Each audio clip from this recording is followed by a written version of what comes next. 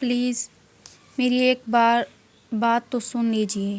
ملیحہ کی لرزتی ہوئی آواز پورے کمرے میں گونجی، مگر سامنے آئینے کے کھڑا روداب ہاشمی اپنی ٹائی درست کرنے میں مصروف تھا۔ قیمتی سوٹ، مہنگی گھڑی اور چہرے پر ہمیشہ کی طرح غرور۔ جیسے ہی اس کی نظر آئینے میں کھڑی ملیحہ پر پڑی، اس کے ماتھے پر ناگواری کی شکنیں ابھر آئیں۔ تم پھر یہاں آ گئی، اس نے سخت لہجے میں کہا۔ میں نے کتنی بار کہا ہے میری نظروں کے سامنے مت آیا کرو، میرا اچھا خاصا موڈ خراب کر دیتی ہو۔ ملیحہ نے لب بھینچ لیے اور خاموشی سے اس کی تلخ باتیں سنتی رہی۔ اس کی آنکھوں میں بے بسی صاف جھلک رہی تھی، مگر اس نے ہمت نہ ہاری۔ پلیز، مجھے آپ سے صرف ایک ضروری بات کرنی ہے۔ روداب نے اس کی بات درمیان میں ہی کاٹ دی۔ تم خود کو سمجھتی کیا ہو؟ یہ مت سوچنا کہ تم سے شادی ہو گئی ہے تو اب میں تمہاری ہر بات سنوں گا، ہرگز نہیں۔ اپنی یہ فضول باتیں بند کرو اور میرے کمرے سے نکل جاؤ۔ مجھے دیر ہو رہی ہے۔ یہ کہہ کر اس نے بے پرواہی سے خود پر پرفیوم اسپرے کیا، گاڑی کی چابی اٹھائی اور دروازہ زور سے بند کرتے ہوئے باہر نکل گیا۔ دروازہ بند ہونے کی آواز کے ساتھ ہی ملیحہ نے بے بس نظروں سے اس کی طرف دیکھا جہاں چند لمحے پہلے روداب کھڑا تھا۔ وہ اسے صرف اتنا بتانا چاہتی تھی کہ دادی جان کی طبیعت اچانک بہت خراب ہو گئی ہے اور ان کی دل کی دوائیاں بھی ختم ہو چکی ہیں، لیکن روداب اپنے غرور اور غصے میں اس کی ایک بات بھی سنے بغیر جا چکا تھا۔ گہرا سانس لے کر ملیحہ فوراً دادی کے کمرے کی طرف بھاگی۔ بیڈ پر لیٹی دادی کا چہرہ زرد پڑ چکا تھا اور وہ سینے پر ہاتھ رکھے تکلیف سے کرا رہی تھی۔ ملیحہ گھبرا کر ان کے قریب بیٹھی۔ دادی جان، کیا ہوا؟ طبیعت زیادہ خراب ہو رہی ہے؟ دادی نے کمزور سی مسکراہٹ کے ساتھ اس کا ہاتھ تھام لیا۔ اس نے آج پھر تمہاری بات نہیں سنی نا؟ ملیحہ نے فوراً نفی میں سر ہلایا۔ نہیں دادی جان، وہ بس جلدی میں تھے، اس لیے میں بات ہی نہیں کر پائی۔ وہ کسی حال میں روداب کی بدتمیزی کسی کے سامنے ظاہر نہیں کرنا چاہتی تھی۔ اتنے میں دادی کو سینے میں شدید درد اٹھا، ان کی سانس تیز ہونے لگی اور چہرے پر تکلیف صاف نظر آنے لگی۔ ملیحہ بری طرح گھبرا گئی۔ دادی جان، آپ فکر نہ کریں، آپ یہیں آرام سے لیٹی رہیں، میں ابھی آپ کی دوائی لے کر آتی ہوں۔ یہ کہہ کر اس نے جلدی سے چادر اوڑھی، پرس اٹھایا اور گھر سے باہر نکل گئی۔ ہر طرف تیز میوزک کی دھمک، رنگ برنگی روشنیوں کی چکا چوند، شراب کے جام، کہکے اور رقص میں مگن لوگ تھے۔ یہ وہ دنیا تھی جہاں روداب ہاشمی خود کو سب سے زیادہ زندہ محسوس کرتا تھا۔ ہاتھ میں ڈرنک کا گلاس تھامے وہ اپنی گرل فرینڈ عائشہ کے ساتھ ایک پرائیویٹ لاؤنج میں بیٹھا ہنس رہا تھا، جیسے دنیا کی فکر اسے چھو بھی نہ سکتی ہو۔ اسی دوران اس کا موبائل مسلسل بج رہا تھا۔ اس نے ایک نظر اسکرین پر ڈالی اور بیزاری سے فون میز پر الٹا رکھ دیا۔ آج کسی کی کال اٹینڈ کرنے کے موڈ میں نہیں ہوں۔ چند لمحے بعد ایک ویٹر احترام سے اس کے قریب آیا۔ سر، آپ کا فون کافی دیر سے بج رہا ہے۔ عائشہ نے ناگواری سے ویٹر کی طرف دیکھا۔ تمہارا کام فون اٹھانا ہے یا سروس دینا؟ ویٹر نے گھبرا کر نظریں جھکا لی۔ سوری میم، لیکن کال بار بار آپ کے گھر سے آ رہی ہے، اس لیے لگا شاید کوئی ضروری بات ہو۔ روداب نے بے دلی سے ہاتھ بڑھایا۔ دو مجھے۔ جیسے ہی اس کی نظر اسکرین پر پڑی، اس کا ماتھا سکڑ گیا۔ گھر کی ملازمہ؟ اس نے فوراً کال بیک کی۔ دوسری طرف سے گھبرائی ہوئی آواز آئی۔ صاحب، جلدی آ جائیں، دادی جان کی طبیعت بہت خراب ہو گئی ہے۔ روداب ایک دم اپنی جگہ سے اٹھ کھڑا ہوا۔ کیا؟ ملیحہ کہاں ہیں؟ صاحب، وہ تو آپ کے جانے کے فوراً بعد دادی جان کی دوائی لینے گھر سے نکل گئی تھی، لیکن ابھی تک واپس نہیں آئی۔ روداب نے مزید کچھ سنے بغیر فون بند کر دیا۔ ایمبولینس کو کال کرو، میں ابھی آ رہا ہوں۔ یہ کہتے ہی وہ تیزی سے کلب سے باہر نکلا، گاڑی سٹارٹ کی اور پوری رفتار سے گھر کی طرف روانہ ہو گیا۔ گھر پہنچتے ہی اس نے دادی کو اپنی باہوں میں اٹھایا اور اسپتال لے گیا، مگر بہت دیر ہو چکی تھی۔ ڈاکٹر نے چند لمحے خاموش رہنے کے بعد افسوس سے سر جھکا لیا۔ آئی ایم سوری، اگر آپ انہیں کچھ دیر پہلے لے آتے تو شاید ہم انہیں بچا لیتے۔ یہ الفاظ روداب کے کانوں میں ہتھوڑے کی طرح گونجنے لگے۔ اس کے ہاتھ بے جان ہو گئے۔ جس دادی نے اسے ماں سے بڑھ کر پالا تھا، آج وہ ہمیشہ کے لیے اسے چھوڑ کر جا چکی تھی۔ اگلی صبح پورا ہاشمی ہاؤس سوگ میں ڈوبا ہوا تھا۔ صبح 9 بجے دادی کا جنازہ اٹھا، مگر روداب کی نظریں مسلسل ایک ہی شخص کو تلاش کر رہی تھی۔ ملیحہ کہاں ہے؟ مگر وہ کہیں نہیں تھی۔ کسی کو کچھ معلوم نہیں تھا۔ ملیحہ ایک نہایت سادہ اور گھریلو لڑکی تھی۔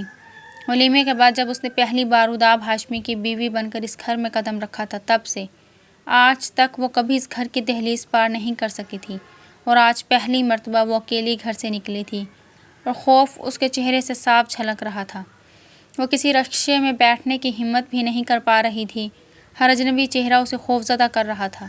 آخر کار وہ پیدل ہی قریبی فارمیسی تک پہنچی، دوائیاں خریدی اور جلدی جلدی واپس لوٹنے لگی۔ اسے صرف دادی جان کی فکر تھی۔ اسی بے چینی میں جب وہ سڑک عبور کر رہی تھی، اچانک ایک تیز رفتار گاڑی بے قابو ہو کر اس کی طرف بڑھی۔ دھڑام! دوائیوں کا تھیلا ہوا میں اچھلا، شیشیاں سڑک پر بکھر گئی اور ملیحہ کئی فٹ دور جا کر گری۔ اس کی پیشانی سے خون بہنے لگا، جبکہ ارد گرد لوگ چیختے ہوئے اس کی طرف دوڑے۔ روداب نے بغیر حقیقت جانے یہی سمجھ لیا کہ ملیحہ اسے اور اس کی بیمار دادی کو چھوڑ کر بھاگ گئی ہے۔ اس کے دل میں ملیحہ کے لیے نفرت پہلے سے بھی زیادہ بڑھ گئی۔ وقت گزرتا گیا۔ روداب دوبارہ اپنی رنگین محفلوں اور عیش و عشرت کی زندگی میں کھو گیا، مگر اسے کیا معلوم تھا کہ جس لڑکی کو وہ بھگوڑی سمجھ رہا ہے، وہ کئی مہینوں سے ایک اسپتال کے کمرے میں کوما میں زندگی اور موت کی جنگ لڑ رہی ہے۔ 3 مہینے گزر چکے تھے۔ اسی دوران روداب ہاشمی کی زندگی پہلے کی ہی طرح رنگین محفلوں، بزنس میٹنگز اور پارٹیوں میں گزرتی رہی۔ ملیحہ کا خیال کبھی کبھار ضرور آتا، مگر اگلے ہی لمحے وہ خود کو یہی کہہ کر مطمئن کر لیتا کہ وہ مجھے چھوڑ کر بھاگ گئی تھی۔ ایک دن اس کے قریبی دوست کا ایکسیڈنٹ ہو گیا۔ اس کی عیادت کے لیے روداب شہر کے بڑے اسپتال پہنچا۔ ہاتھ جیبوں میں ڈالے بے فکری سے اسپتال کی راہداری میں چلتا ہوا وہ دوست کے کمرے کی طرف جا رہا تھا کہ اچانک اس کے قدم یکدم رک گئے۔ ICU کے شیشے کے پار ایک مانوس چہرہ نظر آیا تو روداب کی آنکھیں حیرت سے پھیل گئیں۔ ملیحہ! اس کے منہ سے بے اختیار نکلا۔ چند لمحے وہ ساکت کھڑا رہا، جیسے اس کے جسم نے حرکت کرنا ہی بھول گیا ہو۔ پھر وہ تقریباً دوڑتا ہوا ICU کی طرف بڑھا اور دروازہ کھولنے ہی لگا تھا کہ ایک ڈاکٹر نے اسے روک لیا۔ ایکسکیوز می، آپ کہاں جا رہے ہیں؟ روداب کی نظریں اب بھی ملیحہ پر جمی تھیں۔ لرزتی آواز میں اس نے پوچھا، یہ مریضہ؟ ڈاکٹر نے غور سے اس کی طرف دیکھا۔ کیا آپ انہیں جانتے ہیں؟ روداب نے خشک ہوتے ہونٹوں پر زبان پھیری۔ جی۔ ڈاکٹر نے گہرا سانس لیا۔ انہیں آج سے تقریباً 3 مہینے پہلے ایک روڈ ایکسیڈنٹ کے بعد یہاں لایا گیا تھا۔ اس وقت ان کے پاس کوئی شناختی کارڈ بھی نہیں تھا اور نہ ہی کوئی ایسا شخص تھا جو انہیں جانتا ہو۔ ایک خاتون انہیں زخمی حالت میں یہاں چھوڑ کر چلی گئی تھی، تب سے یہ کوما میں ہیں۔ ہر لفظ روداب کے سینے پر ہتھوڑے کی طرح لگ رہا تھا۔ 3 مہینے؟ اس کی آواز کانپ گئی۔ ڈاکٹر نے اثبات میں سر ہلایا۔ جی۔ روداب کو یوں محسوس ہوا جیسے اس کے پیروں تلے زمین نکل گئی ہو۔ وہ لڑکی جسے وہ 3 مہینوں سے بھگوڑی سمجھتا رہا، وہ تو 3 مہینوں سے زندگی اور موت کے درمیان معلق تھی۔ اچانک اس کی آنکھوں کے سامنے ایک منظر گھومنے لگا۔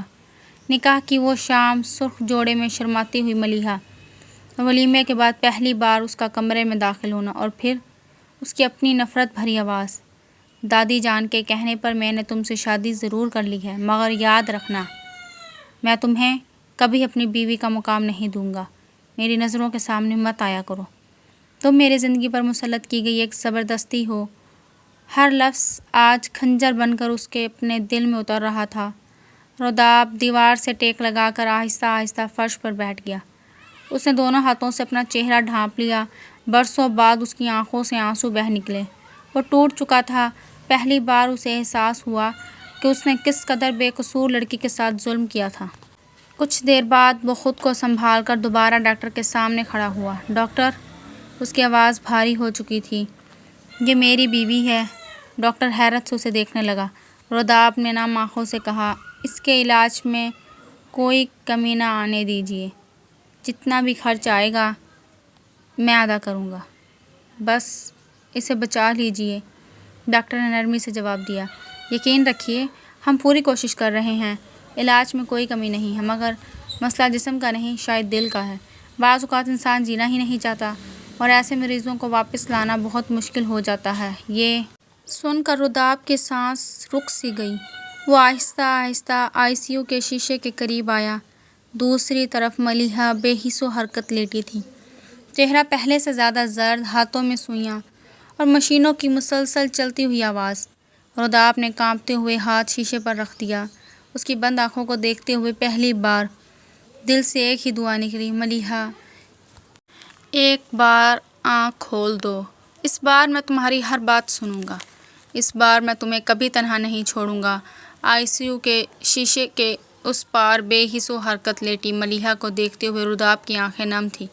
وہ آہستہ سے بڑبڑا رہا تھا، ملیحہ ایک بار آنکھیں کھول دو، اس بار میں تمہاری بات ادھوری نہیں چھوڑوں گا۔ یقیناً جواب میں خاموشی ہی تھی، مگر اس دن کے بعد روداب کی زندگی بدل گئی۔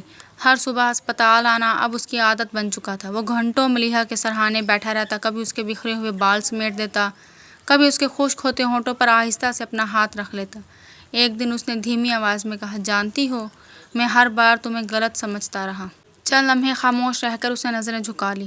جس دن تم مجھے روک رہی تھی، اگر میں صرف ایک لمحے کے لیے تمہاری بات سن لیتا تو شاید دادی جان آج ہمارے درمیان ہوتی اور تم اس حالت میں نہ ہوتی۔ اس کی آواز رند گئی۔ مجھے معاف کر دو ملیحہ، اگر تم سن سکتی ہو تو بس ایک بار واپس آ جاؤ۔ دن گزرتے گئے، روداب روز اسپتال آتا، کبھی اسے اپنے بچپن کی باتیں سناتا، کبھی دادی جان کی یادیں، کبھی اپنی غلطیوں کا اعتراف کرتا۔ نرسیں بھی حیران تھیں، یہ وہی روداب ہاشمی تھا جس کا نام کبھی غرور اور عیش و عشرت کے لیے لیا جاتا تھا، مگر آج وہ گھنٹوں ایک بے جان ہاتھ تھامے بیٹھا رہتا۔ ایک صبح روداب حسب معمول ملیحہ کا ہاتھ اپنے ہاتھ میں لیے بیٹھا تھا۔ تم نے ہمیشہ میرا ساتھ دیا، اب میری باری ہے، پلیز واپس آ جاؤ۔ اچانک اسے اپنی ہتھیلی میں ہلکی سی جنبش محسوس ہوئی۔ اس نے چونک کر ملیحہ کی انگلیوں کی طرف دیکھا، اس کی ایک انگلی واقعی ہلی تھی۔ روداب خوشی سے کھڑا ہو گیا۔ ڈاکٹر، ڈاکٹر جلدی آئیے۔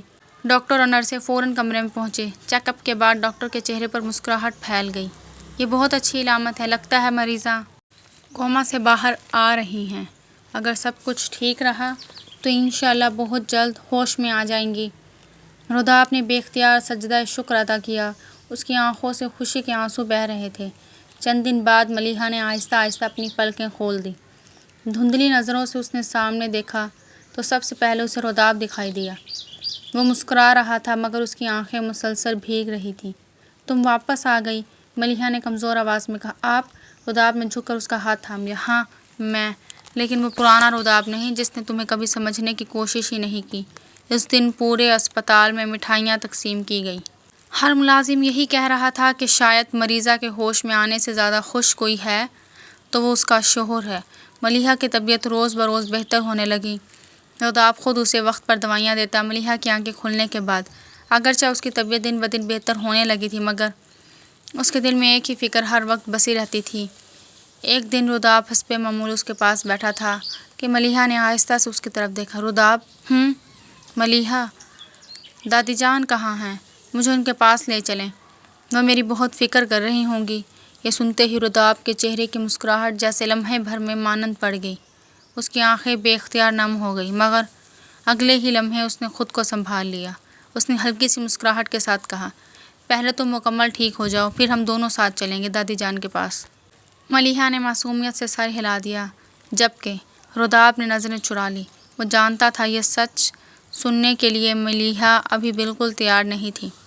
چند دن بعد جب ڈاکٹر نے ملیحہ کو ڈسچارج کرنے کی اجازت دی تو روداب خود اسے گھر لے آیا۔ گاڑی پورے راستے خاموشی سے چلتی رہی۔ گھر کا دروازہ کھلتے ہی ملیحہ کی نظریں بے اختیار دادی جان کے کمرے کی طرف اٹھیں۔ روداب، پہلے مجھے دادی جان سے ملوا دینا، میں نے انہیں بہت یاد کیا ہے۔ روداب کے قدم ایک لمحے کے لیے رک گئے۔ اس نے اپنے دل کا بوجھ چھپاتے ہوئے نرمی سے کہا، پہلے تم اپنے کمرے میں چل کر تھوڑا آرام کر لو، پھر ہم ساتھ چلیں گے۔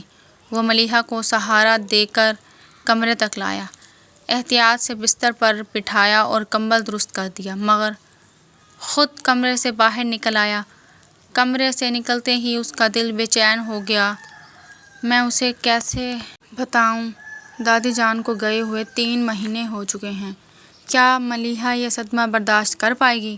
ابھی تو وہ خود بمشکل سنبھلی ہے۔ کافی دیر تک وہ اسی کشمکش میں کھڑا رہا۔ آخر اس نے خود کو سنبھالا، کچن سے سوپ کی ٹرے اٹھائی اور آہستہ سے کمرے کا دروازہ کھول کر اندر داخل ہوا۔ ملیحہ اب بھی دروازے کی طرف دیکھ رہی تھی جیسے کسی کا انتظار ہو۔ روداب اس کے قریب بیٹھ گیا اور نرمی سے چمچ میں سوپ بھر کر اس کی طرف بڑھایا۔ پہلے تھوڑا سا سوپ پی لو۔ ملیحہ نے بمشکل 2-3 چمچ پیے، پھر آہستہ سے بولی، اب تو مجھے دادی جان کے پاس لے چلیں، وہ اکیلی ہوں گی۔ روداب خاموش رہا۔ آپ سن رہے ہیں نا، مجھے دادی جان سے ملنا ہے۔ روداب کے لیے مزید خاموش رہنا ممکن نہ رہا۔ اس نے آہستہ سے ملیحہ کا نرم ہاتھ اپنے مضبوط ہاتھوں میں لے لیا۔ اس کی آنکھوں میں نمی اتر آئی۔ ملیحہ گھبرا گئی۔ روداب، کیا ہوا؟ آپ رو کیوں رہے ہیں؟ اس نے بے چینی سے پوچھا۔ دادی جان ٹھیک تو ہے نا؟ روداب نے نظریں جھکا لی۔ اس کی آواز بری طرح بھر آ گئی۔ نہیں۔ ملیحہ صرف ایک لفظ، اور جیسے وقت تھم گیا۔ دادی جان اب ہمارے درمیان نہیں رہی۔ یہ سنتے ہی ملیحہ کا چہرہ یکدم سفید پڑ گیا۔ اس نے فوراً نفی میں سر ہلایا۔ نہیں، یہ نہیں ہو سکتا۔ اس کی آواز کانپنے لگی۔ دادی جان مجھے چھوڑ کر نہیں جا سکتی۔ نہیں، یہ جھوٹ ہے۔ اچانک اس کی آنکھوں سے آنسو بہنے لگے۔ ساری غلطی میری ہے۔ اگر اس دن میں وقت پر دوائی لے آتی، اگر میرا ایکسیڈنٹ نہ ہوتا تو شاید آج دادی جان زندہ ہوتی۔ وہ مسلسل خود کو قصوروار ٹھہرانے لگی۔ روداب نے فوراً اسے اپنے قریب کھینچ لیا۔ اس نے مضبوطی سے ملیحہ کو اپنے سینے سے لگا لیا۔ نہیں ملیحہ، ہرگز نہیں۔ اس کی آواز بھی آنسوؤں سے بھیگ چکی تھی۔ اس میں تمہاری کوئی غلطی نہیں تھی۔ تم تو دادی جان کی جان بچانے کے لیے دوائی لینے گئی تھی۔ جو حادثہ ہوا وہ ہمارے اختیار میں نہیں تھا۔ اس نے اس کے سر پر نرمی سے ہاتھ پھیرا۔ اپنے آپ کو الزام مت دو۔ شاید یہی اللہ کی رضا تھی اور دادی جان کا وقت اسی دن لکھا جا چکا تھا۔ ملیحہ خاموشی سے روتی رہی۔ روداب نے اس کے آنسو صاف کیے اور دھیرے سے کہا، اگر تم خود کو اس طرح تکلیف دو گی تو دادی جان کو بھی دکھ ہوگا۔ وہ جہاں بھی ہوں گی تمہیں خوش دیکھنا چاہیں گی، ٹوٹا ہوا نہیں۔ کافی دیر تک وہ ملیحہ کو اپنے سینے سے لگائے خاموش بیٹھا رہا۔ جب اس کی سسکیاں کچھ مدھم ہوئی تو روداب نے اس کے ماتھے پر نرمی سے ہاتھ رکھا اور دھیمے لہجے میں بولا، بس اب تھوڑا آرام کر لو۔ روداب نے نرمی سے ملیحہ کے آنسو صاف کیے اور آہستہ سے اس کا ہاتھ چھوڑ کر اٹھنے لگا، مگر اگلے ہی لمحے ملیحہ نے گھبرا کر اس کا ہاتھ مضبوطی سے تھام لیا۔ پلیز۔